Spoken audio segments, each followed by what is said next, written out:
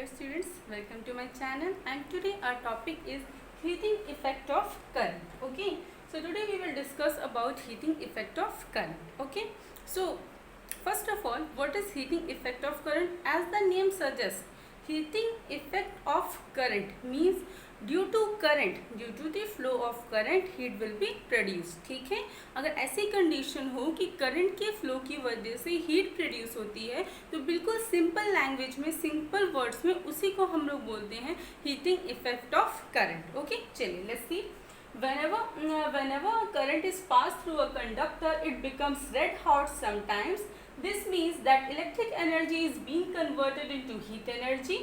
ठीक है, जब भी करंट किसी कंडक्टर से फ्लो करती है, ठीक है, जब भी करंट किसी कंडक्टर से फ्लो होती है, सो एट दैट टाइम जो कभी कभी आपने देखा होगा कि वो कंडक्टर क्या होता रहता है, वो रेड हॉट, मतलब वो बहुत गर्म हो जाता है. ठीक है, और क्यों ऐसा होता है? क्योंकि वो जो इलेक्ट्रिक एनर्जी उसमें से पास हो रही थी, किसमें से, कंडक्टर से, वो कन्वर्ट हो गई है इनटू हीट एनर्जी. ठीक है, उसी हीट एनर्जी की वजह से, मतलब जो इलेक्ट्रिक एनर्जी हीट में कन्वर्ट हुई है, इसी की वजह से आपका हीट प्रोड्यूस हुई है. ठीक है, आपने देखा होगा कोई भी आपका जो आपके घर में अप्लाइंसेस यूज़ होते हैं, आप बहुत ज़्यादा टाइम तक आप टीवी यूज़ कर लो, काफ़ी लॉन्ग टाइम तक टीवी चल रही, तो आप उसको टच करोगे तो देखोगे वो गर्म हो जाएगी. ठीक है, तो इस तरह से आपका लैपटॉप है, इवन क्या कहते हैं आपके इलेक्ट्रिक फैंस, ये जो भी चीज़ें हैं, ये काफ़ी टाइम तक, अगर हम ज़्यादा टाइम तक इसको यूज़ करते हैं, ज़्यादा इसमें करंट फ्लो हो रही है, तो वो समटाइम्स गर्म हो जाते हैं. ठीक है, ठीक है, तो दिस इज द क्यों गर्म हो जाते हैं? बिकॉज उसमें जो इलेक्ट्रिक एनर्जी थी that will converted into heat energy. Okay, okay. So electric iron, electric heater are some of the appliances which based on heating effect of current और joule heating. इसको ये जो जितना आपके इलेक्ट्रिक हीटर, इलेक्ट्रिक आयरन, ठीक है, ये जो अप्लाइंसेस हैं ये हीटिंग इफेक्ट ऑफ करंट पे ही बेस्ड होते हैं. और इसी मतलब जो आपका जब भी कंडक्टर से करंट फ्लो हो और due to flowing of current वो जो इलेक्ट्रिक एनर्जी है हीट एनर्जी में कन्वर्ट हो जाए, तो इसी को हम लोग बोलते हैं heating effect of current. Means production of heat due to the flow of current. ठीक है, करंट के फ्लो की वजह से जो हीट का प्रोडक्शन हो रहा है that is heating effect of current. Clear, समझ में आया? आगे बात. ओके, सो ऐसा होता क्यों है? जब भी कंडक्टर में करंट फ्लो करती है, ठीक है, कंडक्टर में अगर करंट फ्लो कर रही है तो कंडक्टर रेजिस्टेंस प्रोवाइड करता है, रेजिस्टेंस प्रोवाइड करेगा to the flow of current. ठीक है, अब जब उसने करंट को रेजिस्टेंस प्रोवाइड किया तो रेजिस्टेंस क्या करेगा? ऑब्स्ट्रक्शन लगाएगा करंट के फ्लो को, उसको करंट के फ्लो को क्या करेगा? रेजिस्ट करेगा, रोकेगा. तो उस रेजिस्टेंस को ओवरकम करने के लिए, उस ऑब्स्ट्रक्शन को ओवरकम करने के लिए जो आपको क्या कहते हैं, ओवरकम करने के लिए क्या करना पड़ेगा? Work done. ठीक है, current offers a resistance to the flow of current. जो करंट फ्लो करती है उसको कंडक्टर आपका रेजिस्टेंस ऑफर करता है. ठीक है, तो उस रेजिस्टेंस को ओवरकम करने के लिए, करंट के फ्लो को मेंटेन रखने के लिए इन द कंडक्टर आपको क्या करना होगा? Work done. Work has to be done. ठीक है, और यही जो वर्क डन होगा वही उसी की वजह से क्या प्रोड्यूस होगी? हीट प्रोड्यूस होगी. चलिए देखते हैं, इसको हम लोग डिराइव कर लें. ठीक है, समझ में आ रहा है क्या मैंने कहा कि कंडक्टर में जब करंट फ्लो होती है तो कंडक्टर उसको रेजिस्टेंस ऑफर करता है. उस रेजिस्टेंस को ओवरकम करने के लिए and to maintain the flow of current work has to be done. ठीक है, दिस वर्क जो वर्क हो रहा है यही क्या है? एज अ हीट प्रोड्यूस होता है. ठीक है, अब देखो जो मैंने बोला work has to be done to maintain the flow of current. This work is equal to V into Q. अब आप कहोगे कि मैम ये फॉर्मूला कहाँ से आया? तो मैंने आपको जब पोटेंशियल पढ़ाया होगा तो मैंने पढ़ाया था W by Q, work done to bring a charge from one point to another point. तो वहीं से अगर हम वर्क का फॉर्मूला निकालेंगे so it will be V into Q. ठीक है, ओके. अब Q इज इक्वल टू होता है I इंटू टी. ये आपको याद होगा, मैंने आपको पढ़ाया था कि current is equal to rate of flow of charge. I is equal to Q by T. तो यहाँ से हम Q की वैल्यू क्या लिख सकते हैं? I T. तो V is equal to I into T. ठीक है, ये क्या है? This is the work done.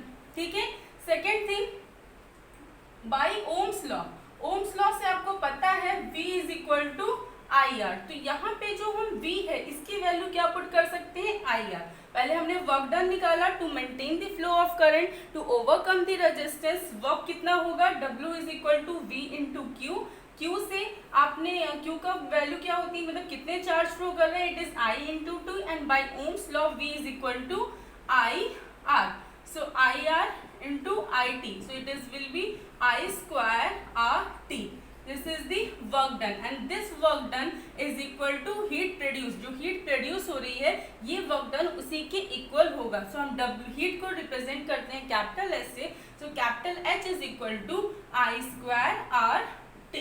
ठीक है, यही क्या है, I स्क्वायर RT। तो कितनी हीट प्रोड्यूस होगी कंडक्टर में, it is H is equal to I square RT। ठीक है, and this is also known as Joule's law of heating. इसे क्या बोलते हैं, ये जो आपका फॉर्मूला आया है it is known as Joule's law of heating.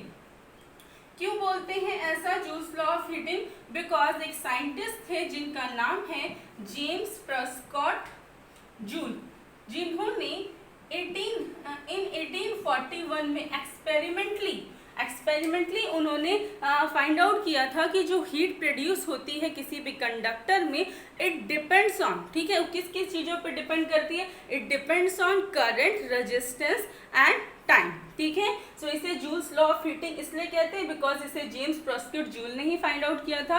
Experimentally उन्होंने कंक्लूजन निकाला था और बताया था कि जो हीट प्रोड्यूस होती है करंट में, it depends on current, resistance and time. कब बताया था, 1841 में। ठीक है, तो अब ये जो हीट प्रोड्यूस हो रही है ये किन किन फैक्टर्स पे डिपेंड कर रही है, जैसे आप देख पा रहे हो from this formula, H is proportional to I square. H is proportional to I square means जितनी ज़्यादा कंडक्टर में करंट फ्लो करेगी, करंट फ्लो ना, जितनी ज़्यादा कंडक्टर में करंट फ्लो करेगी उतनी ही ज़्यादा हीट प्रोड्यूस होगी। ठीक है, second point, heat depends on the resistance. अगर रेजिस्टेंस ज़्यादा होगा, कंडक्टर का रेजिस्टेंस अगर ज़्यादा होगा तो जो हमें वर्क डन करना है to maintain the flow of current वो ज़्यादा हो जाएगा। अगर वो वर्क डन ज़्यादा होगा तो हीट जो प्रोड्यूस होगी वो भी क्या होगी, ज़्यादा होगी। ठीक है, so H is proportional to R। Now the third point is H proportional to T। जो मैंने आपको पहले कहा था कि काफ़ी लॉन्ग टाइम तक अगर कोई आप अप्लायंस यूज़ कर रहे हैं तो वो देखते हैं कि वो जनरली रेड हॉट हो जाता है, वो गर्म हो जाता है, क्योंकि उसमें हीट प्रोड्यूस हो जाती है। तो बहुत टाइम तक करंट फ्लो कर रही है, ज़्यादा टाइम तक करंट फ्लो कर रही है तो जो हीट प्रोड्यूस होगी वो भी ज़्यादा होगी। That means H depends on current, square of the current, resistance and time. Clear, समझ में आया फॉर्मूला क्या होगा हीट का, it is H is equal to I square RT। Okay, now एक चीज और देख लें, बाय ओम्स लॉ आपको ये भी पता है, ओम्स लॉ में अभी मैंने V equal to IR put किया था, so V is equal to IR तो होता ही है। ठीक है, V इज इक्वल टू क्या होता है, IR। तो अगर हम यहाँ से I की वैल्यू निकालें तो I इज इक्वल टू क्या होगा, V अपॉन R। और इस फॉर्मूले में अगर मैंने यहाँ पे I की जगह पे पुट कर दिया V by R whole square R into T, it will be V square upon R square into RT। R से R एक कैंसिल हो जाएगा, सो इट विल बी आपका H जो आएगा it will be V square RT, V square और T. अगर suppose मैंने इसको इक्वेशन 1 दिया और इसको इक्वेशन 2 दिया तो इक्वेशन 1 में आप देख रहे हो कि H जो है डायरेक्टली प्रोपोर्शनल है किसके, रेजिस्टेंस के। ठीक है, और सेकेंड इक्वेशन में, आई होप दिख रहा है आपको, सेकेंड इक्वेशन में मैंने लिखा है कि H is inversely proportional to resistance. तो थोड़ा सा कॉन्ट्रडिक्शन हो गया ना, अजीब है।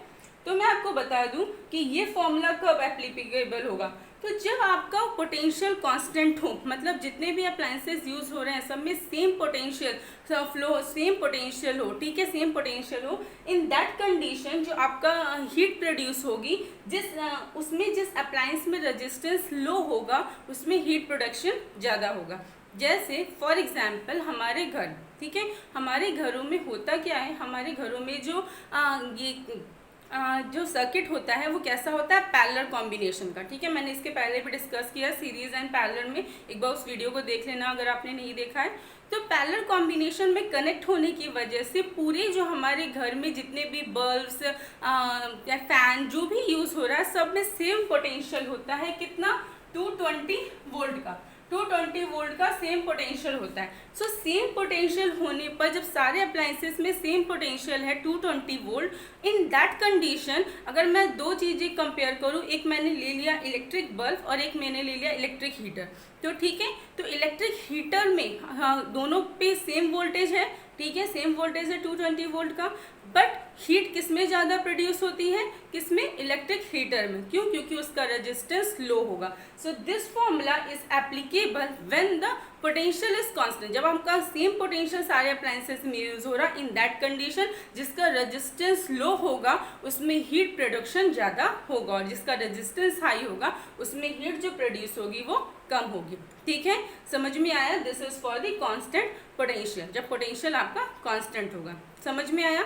हीटिंग इफेक्ट ऑफ करंट क्या है? ठीक है, ये भी फॉर्मूला इंपॉर्टेंट है एग्जाम पॉइंट ऑफ व्यू से, बिकॉज न्यूमेरिकल्स आते हैं, this is also important, but condition याद रखना, कंडीशन आपकी क्या है। ठीक है, सो इतना ही पढ़ना है हमको इस हीटिंग इफेक्ट ऑफ करंट में। आई होप आपको समझ में आ गया होगा। If you have any doubt you can ask in the comment section. And अगर आपको इस लेक्चर समझ में आ गया है तो लाइक कर देना, अगर सब्सक्राइब नहीं किया है तो कर देना, and press the bell icon to get the latest update. Thank you.